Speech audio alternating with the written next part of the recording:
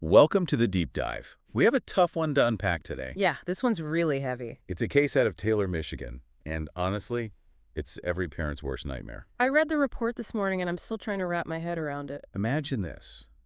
A 13-year-old girl calls the police, completely calm, after allegedly stabbing her 7-year-old sister to death. It's just unfathomable. How does something like this even happen? And that's what we're diving into today, Mm. trying to understand the why, the how, and what it says about our justice system. Because where do you even begin to process something like this, Exactly. So let's start with the facts as we know them. The incident happened on September 28th. The parents were out, leaving the 13-year-old home alone with her younger sister. Right, so already you can sense the weight of that responsibility, even at that age. And that's what makes this even harder to grasp. What sparked this horrific act? An argument about flushing the toilet. You're kidding me. No. A dispute over something so utterly mundane escalated to a point where one sister lost her life, allegedly at the hands of the other.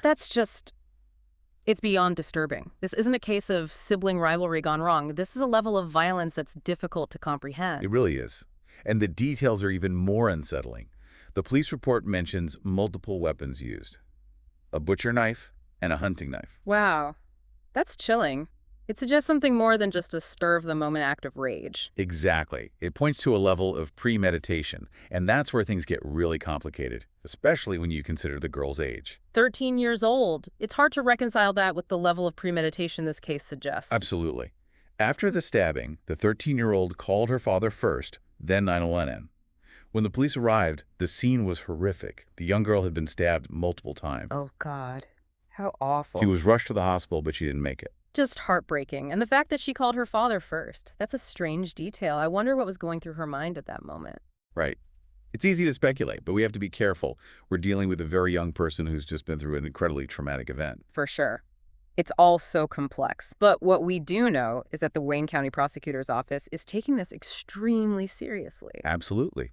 They've charged the teenager with first-degree premeditated murder, felony murder, and first-degree child abuse. Those are some very serious charges, especially for someone her age. And yet, and this is where it gets even more complex, the prosecutor has decided to try her in the juvenile justice system. Really? Instead of as an adult. Yes, so now we have to ask, what does that mean? What are the implications of that decision? Well, the juvenile justice system operates under a very different philosophy than the adult system. And that's what we need to unpack. Because on the one hand, you have these incredibly serious charges, premeditated murder, but on the other hand, you have a 13-year-old girl. A child. Right.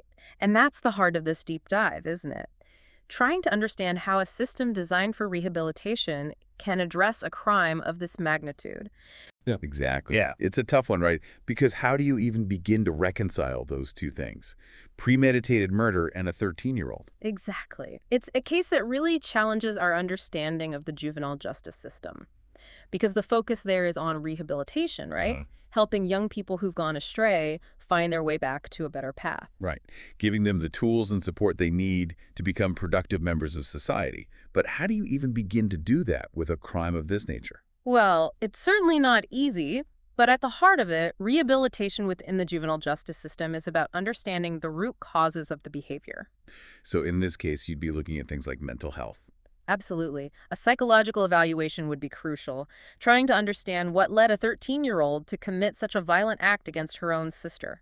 Because there has to be something more to it. Some underlying trauma, perhaps, or a mental health condition that wasn't addressed. Possibly. And that's where therapy comes in. Individual therapy, family therapy, maybe even group therapy with other young people who've committed similar offenses. The goal is to help her process what happened, address any underlying issues, and develop healthier coping mechanisms. So it's not just about punishment. It's about addressing the root causes and trying to prevent it from happening again. Exactly, and that often involves education as well, teaching her about conflict resolution, anger management, things like that, helping her develop the skills she needs to make better choices in the future. It's a long and complicated process, I'm sure, and there's no guarantee of success. That's true. But the juvenile justice system is built on the belief that young people have a greater capacity for change, that their brains are still developing and they're more receptive to intervention. Which brings us back to that detail about her demeanor at the crime scene. Very calm, the article said. I mean, how is that even possible? It's definitely unusual, but we have to remember that trauma manifests itself in different ways. So it's possible that her outward calmness was actually a sign of shock, or maybe even a coping mechanism to deal with the overwhelming nature of what she had done. Exactly. It's impossible to know for sure without a full psychological evaluation.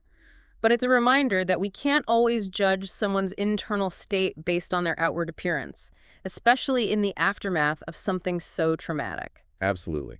And it highlights just how important mental health evaluations are in these cases, because we need to understand the full picture before we can even begin to talk about rehabilitation. I completely agree. It's not just about determining guilt or innocence. It's about understanding the why behind the act and figuring out the best course of action to prevent something like this from happening again. And that's where the discussion of mental health becomes so critical. It really is. It Yeah. makes you wonder, were there any warning signs? Anything that was miss? Right. And it's a question that haunts you in cases like this. Could this tragedy have been prevented? It's the question, isn't it?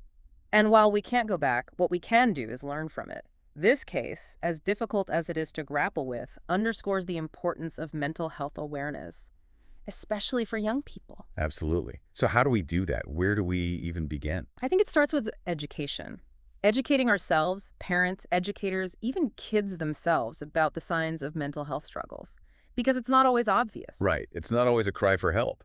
Sometimes it's withdrawn behavior or anger or changes in sleep patterns. Exactly. Things we might even dismiss as typical teenage behavior. So recognizing those signs early on is crucial. It's about creating a culture where it's okay to not be okay. 100%. We need to break down that stigma around mental health so young people feel safe, not ashamed, to reach out for help when they need it. And that's key, isn't it? Because even if we do get better at recognizing the warning signs, we need to make sure the support is there when someone's ready to reach out. Absolutely. Access to quality mental health care is essential. And unfortunately, it's often lacking. We need more funding for school counselors, for community mental health centers, for programs that offer early intervention services. Because early intervention can make all the difference. Catching these issues early on before they escalate into something more serious. Exactly. It's about creating a safety net for our young people, a system of support that's there to catch them if they fall. So this deep dive, while incredibly tough to stomach, it really highlights the need for that proactive approach to mental health, doesn't it? It does.